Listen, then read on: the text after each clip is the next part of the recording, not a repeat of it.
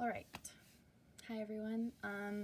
Today I'm going to be demoing on this mini loom the Egyptian stitch knot weave.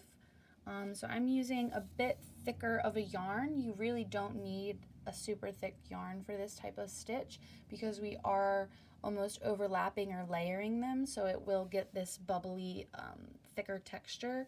So really any type of yarn you would like is able to be used. So as you can see, I started the first row and even part of the second row, and I'm doing this upside down, so it's going to be a little harder, but I wanted you guys to be able to see it right side. So you start by going underneath these first two and pulling your yarn through. After, you're going to go under these two and pull that through, and that's where we're at here. So next, I'm going to go under these two that I'm already under, as well as the next two. So it's going to be 4 in total. And oops, just going to gently pull that through. Oops. And if that happens, just go through that loop and pull it through, and your bubble will come out like it's supposed to. All right, so next we're going to go under the next two. Sorry, I was just making sure. Again, this is upside down, so it's a bit trickier. We're going to go under these two and the next 4, or the next 2, excuse me. So just pull that through. This weave takes a little bit of concentration, just remembering the last step that you went through. And if you saw, I accidentally went over the yarn again, which made it make that little weird loop. But all you have to do is go back through it and it'll fix it up. So then I'm going to go under the next 4. And I believe I'm going to have that same loop. So do you see how I have that loop and my yarn is going through it? All you do is just feed it back through if that happens. You don't have to start all over, I found. First I was, and it was getting frustrating, but you don't have to. So then next we're going to go underneath the next 2. And since we have an odd number of warps, I have 1 left over that I just loop again, just so it looks more concise and cohesive with the design in total. Just because I felt like leaving one might just make it look a little off-centered. So then I'm going to take my comb, and I'm just going to push it up gently just so they look almost like a braided pretzel to me, at least. And then we're going to start the next way, or the opposite way. So we're going to go under 2 and pull that through. And then you're going to go under those same 2 and these next 2. So again, 4 in total.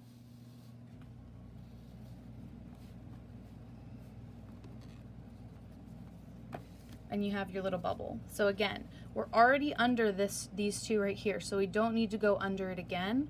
You can just go under 2, 4 in total, and pull through.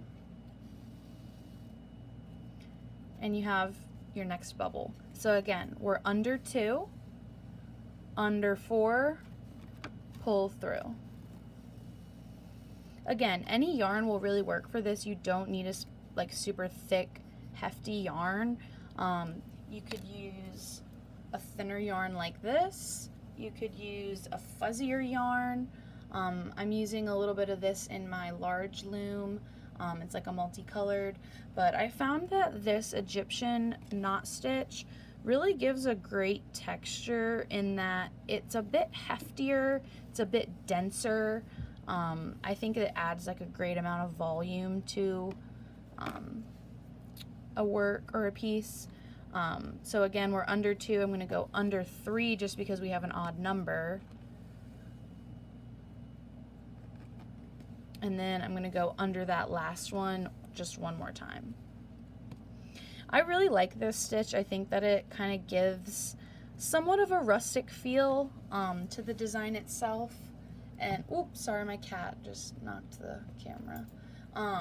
But I also think that as like a border, or like a statement or an emphasis point or like a focal point within a piece, I think this design is really great for that. And I'm actually using this design as somewhat of a border on my own larger piece. So we're going to go back through. We're going to go under 2, pull through, under 4, pull through, and then we're just going to keep that pattern going.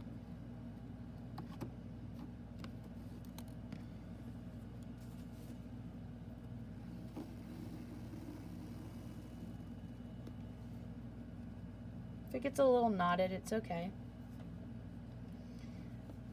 Like I said, this type of stitch just kind of requires a little bit of concentration, just when it comes to remembering sort of where you left off. I mean, visually you're able to see that like, oh, I'm already under these two, so I just need to go under these next two. But like I did before, when it was getting through that little loop and making almost like a knot within the piece, kind of like right here, perfect. That's a great example. This is kind of confusing. So that's the part where you just kind of got to keep a little bit of concentration, and it should be all good. See? I'm talking and not concentrating, and I made a little funny. So then I'm just going to go under that last one more time. I'm going to take my comb again and just brush it up so it's kind of not tight, but at least somewhat cohesive and looks like it's supposed to be all together. I do really like this. I think it looks almost braided. I don't know. I do really like it. The back looks a little thicker, just more tousled. So it's really, if you're looking for more of a cleaner weave, I think this is a great way to do it. But if you were kind of looking for a fuller, maybe less organized, more of a, I don't know, I think this might be like a great blanket. Like if you had like a huge giant weave, or excuse me, loom, and you just loomed a bunch of pieces together and then you could sew them together, that would be a really cool blanket pattern. So yeah, I hope that helped, and I hope you guys enjoyed, and I can't wait to see everybody's pieces.